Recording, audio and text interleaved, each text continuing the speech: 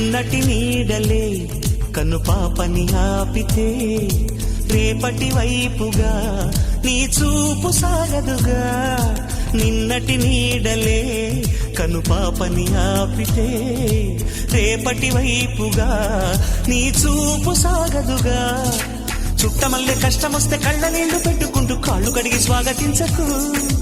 ఒక్క చిన్న నవ్వు నవ్వి సాగనంపకుండా లేనిపోని సేవ చెయ్యకు. మిణుగురులా మిలమిల మెరిసే దరహాసం చాలు కదా.